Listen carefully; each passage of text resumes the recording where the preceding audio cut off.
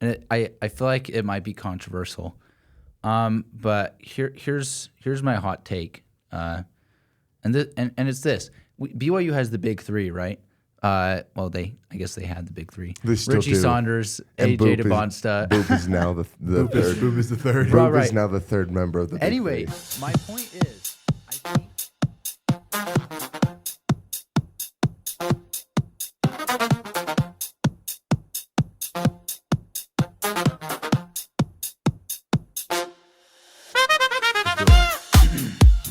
Here we go.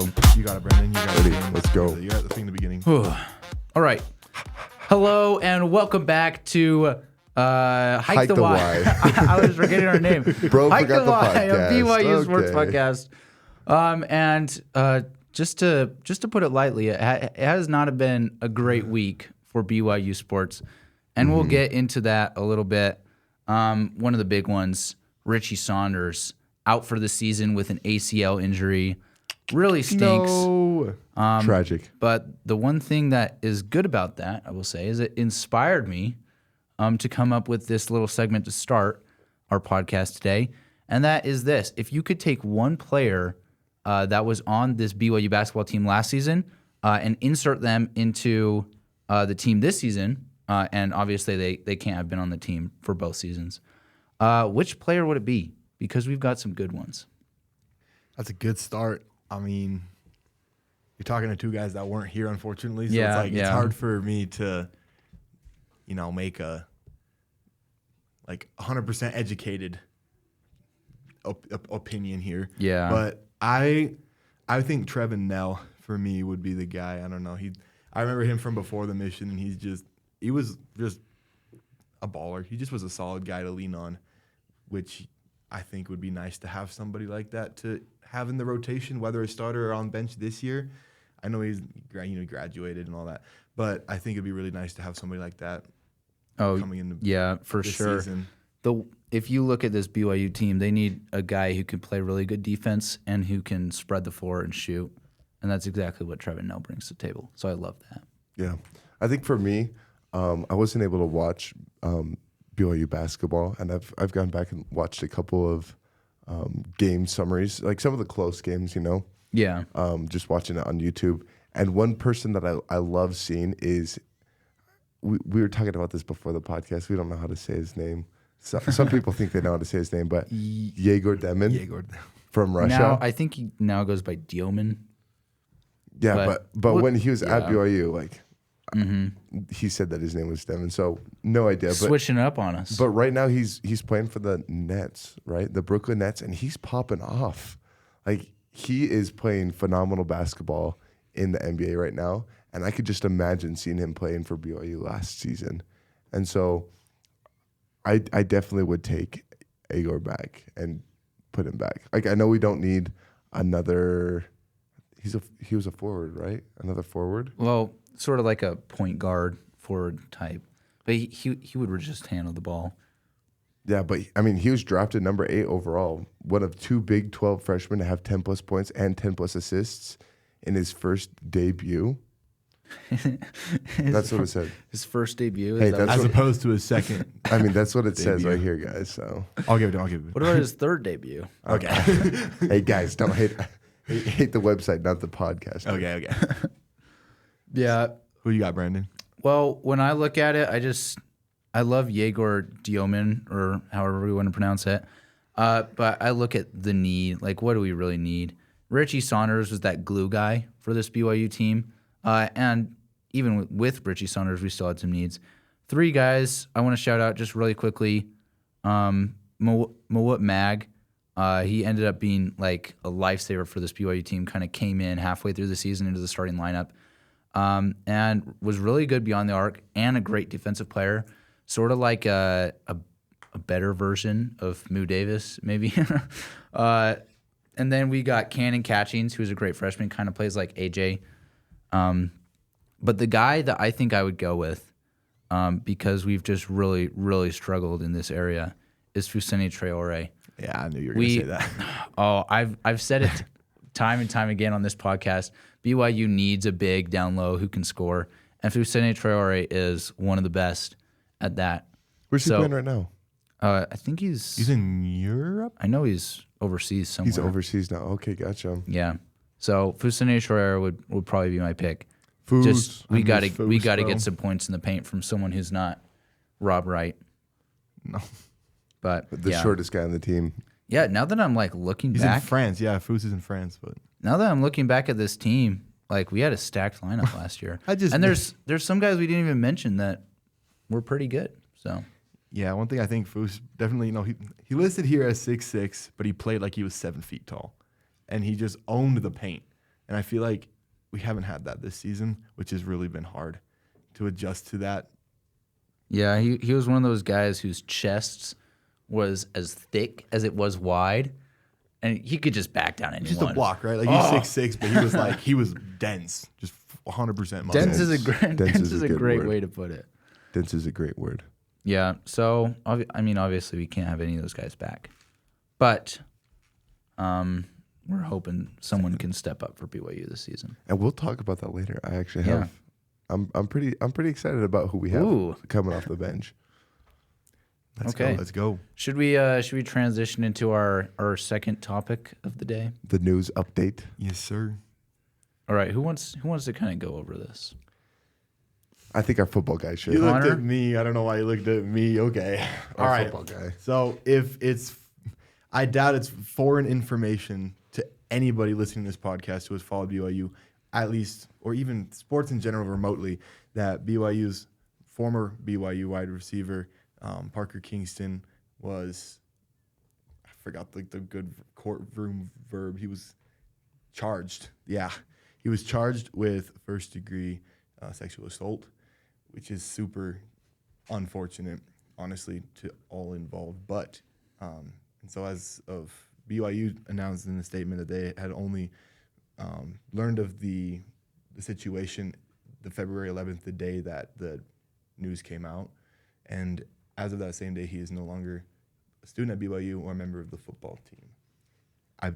Everybody's probably heard that, I think, but it just needs to be said. It's a big deal. Yeah, you can't really emphasize enough how big of a deal like that sort of thing is. And obviously prayers to everyone involved, including Parker Kingston. I'll say obviously he made a mistake. He's going through a rough time, but that doesn't mean that that's the type of person that he is. I still believe that he can be a great person. And obviously, like, this isn't 100% definitive. Like, we're not 100% certain, but it's pretty certain. But yeah, I don't want to dwell on it for too long, but it really sucks for everyone involved, for this BYU football team. He was going to be one of the best receivers in the Big 12 next season. So Yeah, I too mean, bad. he definitely had his rising gear this last football season, and he definitely could have really performed this upcoming season. So it was pretty rough news to get, and it's been pretty unfortunate that this university has now been hit with two of these in a row, or not. I guess they're not 2 years in a row. Well, yeah, but back-to-back were years. they back-to-back years? Well, it would count as back-to-back years. Yeah, so just getting hit with two back-to-back seasons, it's pretty rough. So my prayer is that going forward, the whole BYU team is able to stay away. Actually, just everyone in general can just stay away from this wickedness, you know? So my heart goes out to the Kingston family and everyone, every family involved. Definitely not what you want to have going on in your life, especially since he recently proposed. And I hope that everything's going good for PK. Yeah. Yeah. Go ahead, Oh, Connor. sorry. I think it's kind of just like you have to be careful with, as athletes, it's something that you see a lot, is this kind of thing is not unfortunately uncommon. It's not it's not uncommon, which is unfortunate, obviously. But I think as an athlete, it's just, as athletes, people have to have that new account that, yes, you're a student athlete, but if you're at a school with an honor code like BYU, you're still subject to it. If you're at a school, any other school, then you're just there's laws involved too, and don't get above the law. Don't think of yourself as, don't get caught up in your own hubris, your own success of the athlete that you are and that you've had on the field or on the court, and really try to be a good, decent person and look for ways to reach out. And there are so many examples of that we have here at BYU. But of course, this is the one that goes national, is the one time that it happens negative, and all the positive stuff that happens gets kind of lost and buried. So just like, if any student athletes listen to this, I guess, have in mind who you represent, which is a lot more than just yourself. And you play for the name on the, you play for what's on the front of your jersey a lot more than what you play for the name that's on the back. Both off and on the field. That's so deep. have that in mind. I like that. Yeah. And just a positive note for BYU, going back to last season when Jake Retzloff ended up leaving the school due to relatively similar issues. BYU bounced back. Like, Bear Bachmeier comes and he plays like one of the best QBs we've seen at BYU. And there's been a lot of great QBs that have come through this program. And so I'm hoping BYU can sort of turn it around and do something similar they did last year. Parker Kingston was a great player, but there's a reason that football is a team sport. It's not about the player, it's about the team. So BYU's got to bring it together. I trust in Kalani Sitake. I trust in Aaron Roderick, Kelly Papinga. This coaching staff's going to get this BYU team ready, and I'm excited for next season. Yeah. Heck yeah. I think on a happier note, we can talk about basketball. I guess it's a little bit of a happier note. Not. I mean, we're Happier. We're slowly like we're going up, and hopefully tomorrow, which is Wednesday for people who are going to be listening to the podcast, BYU beats Arizona. We can go back to a peak. Let's go. Hey, BYU, although it hasn't been the most impressive, is on a little 2-game winning streak. That's true. We were on a 4-game losing streak, so we I will beat take two of the worst teams in the Big 12 by not very much. I will take a 2-game win streak Hey. no matter what it looks like. All right. Yeah. We're coming back. I think we should talk about February 14th. What a lovely day that was. You have a good date? I did have a good day. I actually took my girlfriend to the basketball game. It's very romantic. She does not like basketball, and hopefully she doesn't listen to the podcast. Oh gosh. No, but You about to say something that you don't want her to hear, Nate? no, it's okay, dude. I just gotta say, before the game, they popped up like on the board. It was like, oh, like scan this QR code and you can win a basketball that's like signed by a bunch of people, and it's like for the Wooden Award. And my girlfriend's sister won the basketball. I saw that. And all of like these like really cool cards of everyone who's been a Wooden winner. She's got all these like super nice cards. Dude, and stuff. what? I've never I thought those were a scam, low key. Like, I didn't ever think that they were like. No, yeah, I saw that. It was in the cup holder, right? Yeah, I saw that. I was like, I didn't even scan it because I was like, I probably won't win. It's probably not. I wasn't sure it was real. Yeah, and so we all That's crazy, we bro. scanned it, and she ended up winning, and she was the only winner.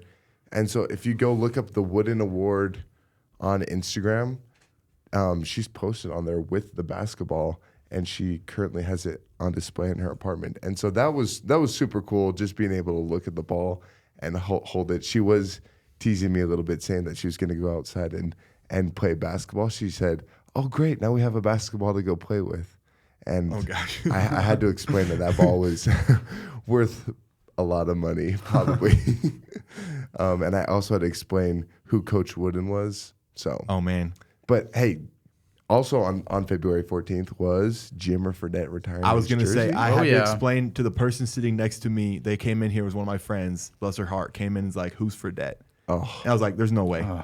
We had like an hour before the game. I was like, "All right, pull up YouTube, yeah, let's look watch. up Jimmer Fredette college highlights, and I'm gonna watch, and I'm gonna show you how crazy he was, just pulling up from the logo in the tournament, in the NCAA tournament, or just destroying San Diego State. Like you are gonna know who this guy is. He's gonna be on the court. His jersey gets retired in an hour. You are gonna know his name. I forgot who said it, but it was Jimmer Fredette walked so Steph Curry could run. Yeah, I was about to say he Yeah. was the Steph before He was Steph. a Steph before Steph. And yeah, like I listened to a little interview about Jimmer. Like I think it was during the game because I ended up like not feeling well, so I was not at the game. But he was just saying like that's how I grew up.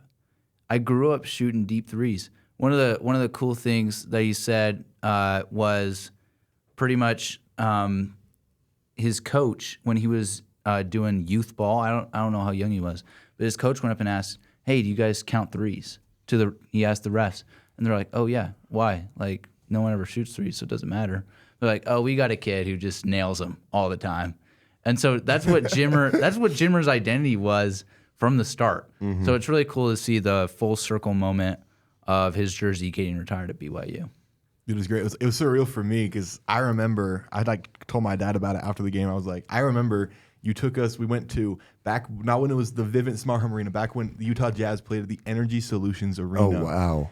I went to the Energy Solutions Arena to watch BYU. I don't even remember who they were playing. I just remember looking. I was like, well, who's that guy? And my mom was like, my mom of all. She was up. She knew it was up all the time. Shout out, mom. Yeah, and she was like, Mom? she was like, that's Jimmer Fredette. My dad's like, he's going to be in the NBA one day. He's going to be like one of the best players that BYU's ever had. And I was like, wow. And I just saw him just bucket after bucket Just after dropping bucket. them. And so it was surreal, like have that moment where now he's getting his jersey retired. I'm like, dang, I've been watching BYU basketball for A long long time. enough for that to have happened. It was a cool moment for me. It was a proud to be a Cougar moment for me. Mm-hmm. Yeah, and just one more point for me. The really cool thing about this is that I think for most people, when they think of Jimmer Fredette, like Jimmer didn't have great success in the NBA. He ended up playing overseas, and he had great success overseas, specifically with the Shanghai Sharks. But anyway, my point is, why are you laughing? I love the Shanghai Sharks. My point is, when someone says Jimmer Fredette, I think most people think of BYU. Oh yeah. And like that is very, very uncommon for a player of pretty much any sport to be associated firstly with the college and then their professional whatever they did. And so I think that's really cool how Jimmer Fredette is just a BYU Cougar through and through. That's where he gained his fame, and he still loves BYU. And here we can see, I don't want to bring up Parker Kingston again, but I just want to just like show that there's like a contrast here. When you play for BYU and you have that name on your chest, you're going to go out and you're going to show people what it means to be a BYU Cougar. And when he was receiving, I guess it's kind of an award, receiving his award of getting, like he was given the opportunity to have a speech before his jersey was unveiled. And he just said, you know, I'm a disciple of Jesus Christ. And in every single place where he's played, he's been a disciple of Jesus Christ. That's what the kind of players that we need at BYU. I wish we could have more Jimmer Fredettes who could go on and play 3v3 basketball, who could go overseas. In the Olympics, too. Who could go all over the world and just ball out. I did actually look up why now of all times. Like why are we releasing, or I guess putting his jersey up in the rafters? And a rule that BYU Athletics, is it has to be 15 years after that person was playing at the college. Yes. And so 2026 is 15 years after Jimmer Fredette has left. After his 2011 season. So 2011 was the last season of Jimmer Fredette, and was drafted by the Milwaukee Bucks. So it was, I just got to say, I was in Group 1, and if you don't know what that means, it doesn't, only if you are in the rock section you'd understand. I was in Group 1, so I was one of the first people to get let in, and I ran in. The whole arena was just covered in white jerseys that said Fredette, and I literally got chills. And Brandon will say that that's not really important because I get chills all the time, but I just like that's a chill-worthy moment. It was a chill-worthy moment. I can so testify. awesome. I came in the door not too long after Nate, and it was stunning to see the whole Marriott Center awesome. in white. It was awesome. And even the Colorado fans were putting on Jimmer Fredette's jersey. Like some of them weren't, but everyone had the opportunity to wear his jersey. And President Shane Reese put that on. Shane Reese was. I was trying to see if Bednar did. I don't think They did he not. did. The Apostles did not. Elder Bednar. There was Not a true fan. There's He's not a true fan. There's a Gilbert. couple of apostles They have a there. little bit more of a strict dress policy than the president of the university. But almost everyone in that entire building had Jimmer Fredette's jersey on, and it was just what an event. It was Loved amazing. Yeah. I love Jimmer.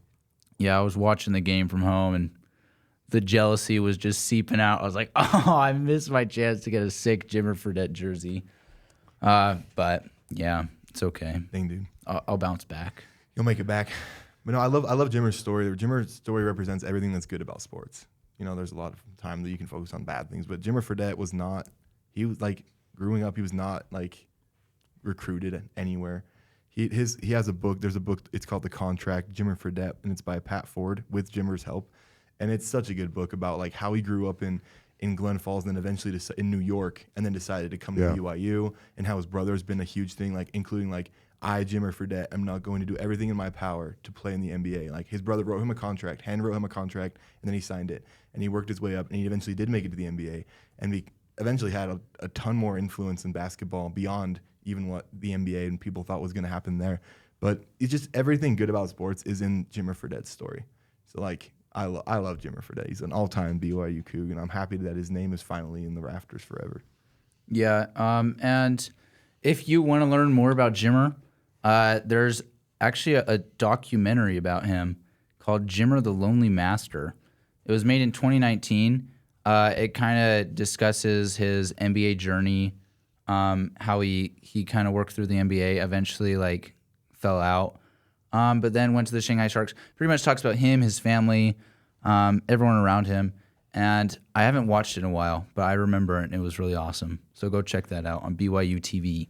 And also go look on anywhere you get your podcasts. Listen to his new podcast, From the Logo. Oh, that's a good one. With Spencer Linton, and usually just a random person who I love it, bro. Either played at BYU or sometimes, like I know the other day they had Dave Rose, and they just get like a bunch of awesome Andy people. Reid, they've had any BYU celebrities. They've had just Reid. random people too that aren't. I loved theirs they had with Jake Retzloff too. That was really good. Jake Retzloff. Get him on while he was preparing for the college football playoff. So Yeah, good. just- they're very fair. It's really good. Just a good Listen- podcast. Go listen to that podcast. And this one. Of course, after you've listened to ours. Yeah. So, yeah. Also, Sweet. kind of on a more depressing note, after We should have ended with Jimmer. We should have ended with should have. Jimmer. Now we know. as soon as like we walked in and saw all of the white jerseys, I was like, how could this day get any worse? You know, it's Valentine's Day. We just won a basketball. Like all You mean this how stuff. could this day get any better? How could this day get any better? Well, it got worse. About 2 minutes into the basketball game, 40 seconds in. It was so quick. it was so Are you talking quick. about the- I think it was maybe 2 possessions. It was 45 seconds. however many Richie possessions. Saunders goes down. I was praying that it was an ankle injury. Me too. I was like, please be an ankle injury. He hobbled off the court, said, it's okay, guys. Give the double thumbs up. Gave a double thumbs up, and I knew that he was not That's coming very back. deceptive. Yeah. Double thumbs up. Like I couldn't tell if that was a I'm good double thumbs up or BYU Nation, it's been a ride double thumbs up. It was a BYU Nation. It's been a ride. Double thumbs up. So that's tough, guys. And unfortunately, if you don't know what happened, Richie Saunders came down really weirdly. I don't know if he slipped. It's hard to get a good angle I think at what happened. I think his knee just caught when he came down. And I don't know a bunch about ACL injuries, but in his knee, just he's out for the rest of the season. Here's what he said: unfortunate news last night. I tore my ACL, ending my season. Thank you for all the thoughts and prayers. They mean more than you know. To end my BYU career like this is heartbreaking. I've loved every moment and every challenge that came with representing the school I love. These past 4 years have shaped who I am on and off the court. Cougar Nation, thank you. Through the ups and downs, you've stuck with me. I'll never forget that. My story has never been one of ease, and while I didn't plan for this, my career is not over. I will return with more fight and more grit than before. My goals haven't changed. I was going to say haven't changed. I don't always understand why things happen the way they do, but I trust that God is in the details. I trust his plan. The next chapter begins the same way I've always lived, work with faith. So that is Richie Saunders, his statement after going down with an injury. The 7th player on the BYU roster to have an season-ending injury this season. What are your thoughts, boys? What kind of talent did we just lose? yeah, well, first off, I I kind of got really into BYU basketball about 4 years ago, and that was Richie Saunders' freshman season. Yeah. It was Richie Saunders, Dallin Hall, and then Fusene Traore, who was a sophomore at the time. But just watching those guys, and now obviously Fus and Dallin Hall, and I guess Richie are done with BYU. All of those three guys. But just seeing all of them really sort of develop their roles on this BYU basketball team, and Richie Saunders especially. I remember watching him the first year. I was like, I love Richie Saunders. Every play, he's hustling after the ball. He's doing all the nitty-gritty stuff, and he's averaging like 5 points per game, stuff like that. I was just like, this is like a glue guy for us. And he just kept getting better and better, but the energy never changed. He was still the same guy he was as he came to BYU. He kept his identity, and he just grew as a player. And so it was really great to see him do that. And now that his season's over, I just feel for him. I really love how he says, this stinks, but I know it's God's plan. So I'm going to accept it and just work. Mm-hmm. And so shout out to Richie Saunders. Definitely my favorite player that I've actually watched at BYU. So, yeah. Dang, yeah. This is a huge loss, obviously. He just plays with a hustle and a maturity and a poise. He always seems to be there, and he carries himself in a way that not many athletes do. And but it's, he said it's part of God's plan. We're going to see now how, on a more superficial note than him just, ending his career, how can BYU not like move on, but like how can they adjust to this? And I think it just comes with more team ball. There needs to be more team ball because Richie Saunders is that team player. Like Brandon said, he'd be fine scoring 5 points in a game as long as he's hustling it all and giving it his all for his team. So I think we need a little bit more of that, especially these next couple of games against some of the most complete teams in the country. Mm-hmm. Yeah, I do want to say this, and I feel like it might be controversial, but here's my hot take, and it's this: BYU has the big three, right? I guess they had the big three: Richie Saunders, and AJ DeBonsta. Boop is now the third. Boop is the third. Boop is now the third member of the big three. My point is, I think if you take the big three, and you take one guy out, and I think this, I'll see. I want to see what you guys have to say. I think Richie Saunders is the guy that I would eventually just be like, you know what? If we have to play with two, it's going to be Rob and AJ. Yeah. And I want to see what you guys think about that. Because AJ is such a good player. He can take over a game, and I feel like Rob, BYU would not be where they were without Rob. No, Rob would be the last one I'd take out. Really? Over AJ? I'd leave Rob over AJ. Yeah, I would have his Rob poise, especially in the Colorado game. Not just 36 points. It was the way he was just locked in, and it was like he's the guy that he's like the foundation. When he's not carrying the ball up the court, I get kind of nervous. Yeah. It doesn't matter who else is carrying the ball. I don't trust them as much with the ball as I do with Rob. Even if he has a lot of turnovers, sometimes like those are glaring moments, not like the overall whole.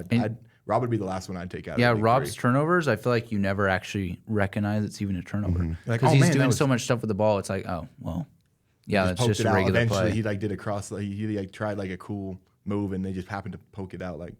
So I think he's the one I'd leave in. Yeah, over I'd AJ. rather have him in over AJ as well.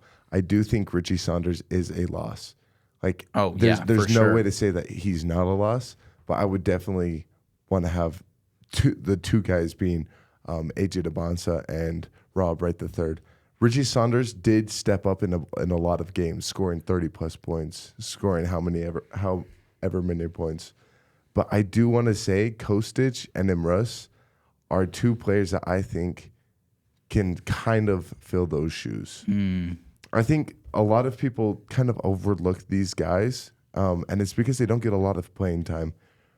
But I do want to say, who is this? Yeah, Kostic, he is going to be a phenomenal player, and he's going to be able to step up. And we've already seen that against Colorado, where Kostic hit probably the biggest three of the game to increase the lead. and to keep the momentum Massive going for BYU. three. Massive three. And Maruss hit a couple big ones And too. Russ did too. Russ was going, yeah. Earlier in this season, Kostic had a fit. What? Is it the way I said earlier? Why do you pronounce it M-Russ? Russ. How are you supposed to say it? I don't know. If you see that, they're like M-Russ. Hold up. We will now consult the... Hamed. We will now... W. Wright. W. D. Wright. Ibansta. D. Hey, let me... Hold up. I'll look it up for him. Okay, look it Nate up. says what he's going to say. Okay, look it up and come back to me. The only game that Kostic has played where he got 22 minutes, he had 15 points in 22 minutes. Which game was that? That was against ACU. Other times, he's gotten like 8 minutes and he got 6 points. Yeah, and that was against Arizona. he's still making shots. And against Colorado, he had 15 minutes and he had 6 points. Other than that, he hasn't had very many opportunities. He's only had 3 minutes, 5 minutes, kind of this whole season to score, and he hasn't had that much. But even when he's only getting like 1 minute, he had 1 minute and had 2 assists, which is just, I don't even know how that's possible. That's insane, Houston. So Kostic is just one of these players who can definitely step up. The other one being Russ. Hold up. I found it. Okay, play it. I'm almost certain it's Maruss. Murus. Tyler Murus. Okay, now I know. Not Emrus. Tyler Murus, the 6'7" junior from Wow.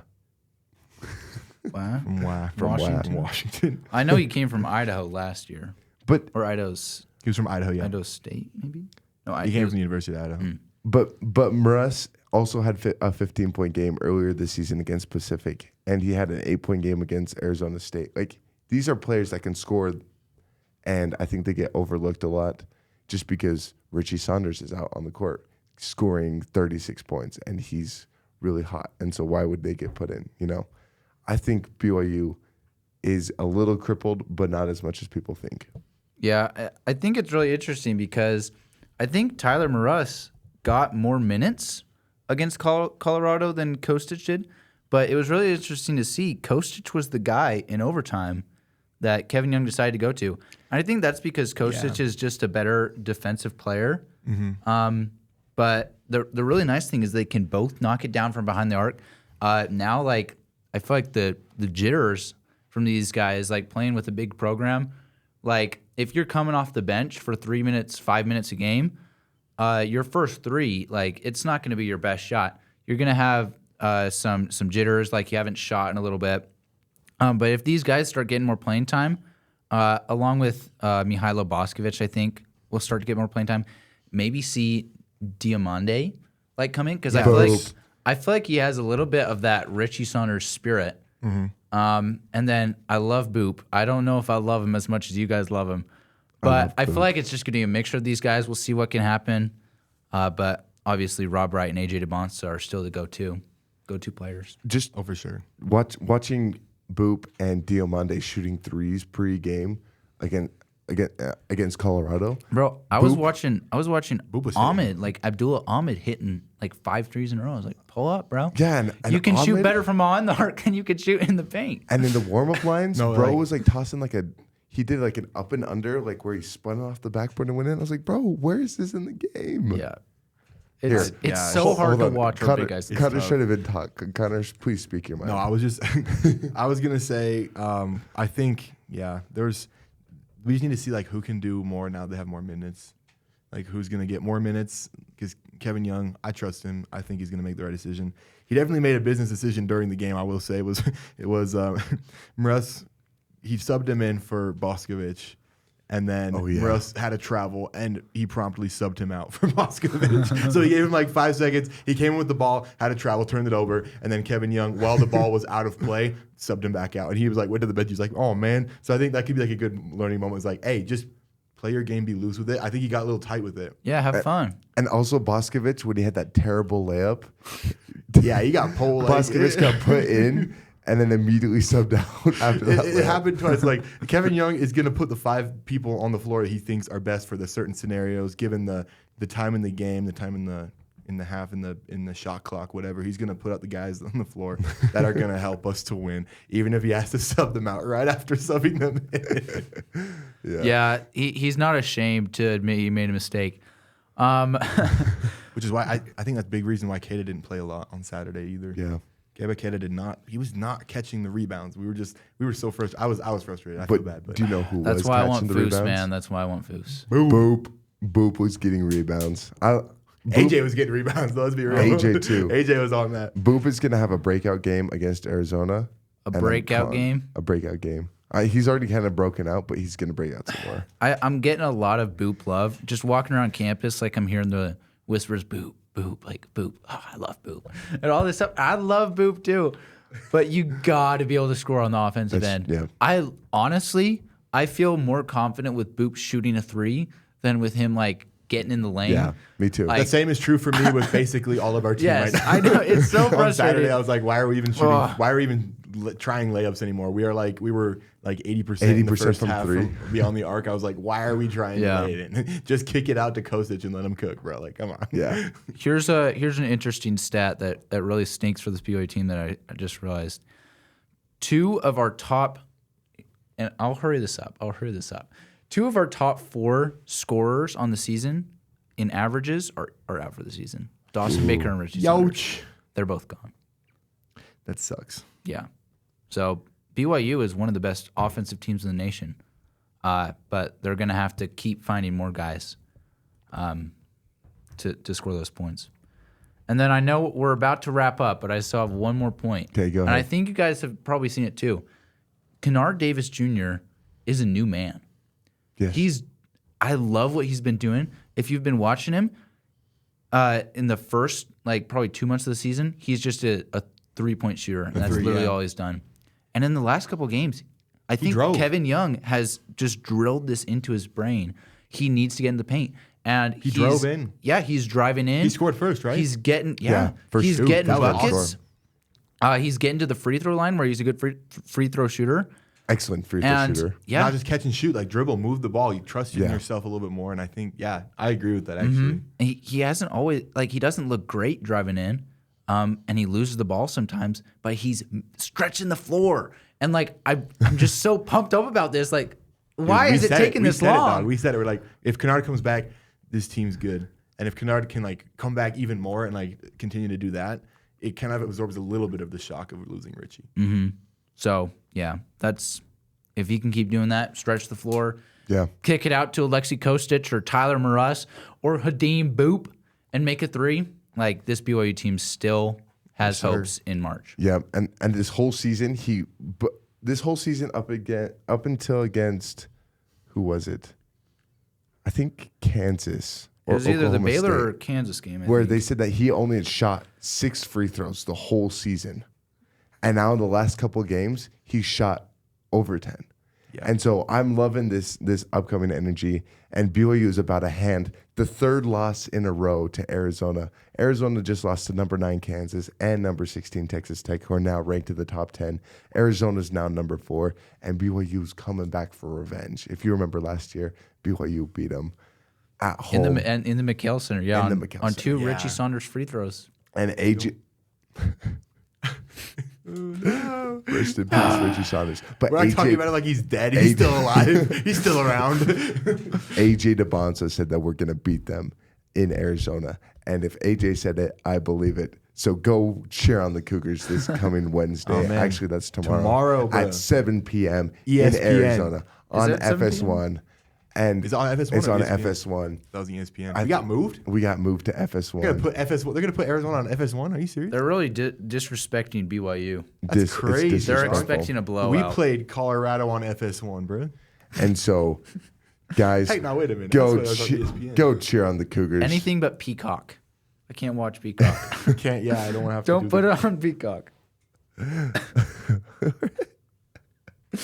Anyways, thanks for listening to the podcast, everybody. We had a pretty depressing weekend for BYU sports, but it's okay. It's gonna be a better we're week. coming back. Yes, sir. It's gonna be a better The week. game is on ESPN. I did just fact check it. Oh, is it ESPN? Yes, sir. Are you for reals? I'm for real. Oh ESPN, my goodness! Big Wednesday. I or was is it Big Monday? Wednesday. I was yeah, lied or to. something. I double checked It earlier, is on. guys. According to ESPN, the game is on ESPN. Hey, you know what? Maybe it's on both.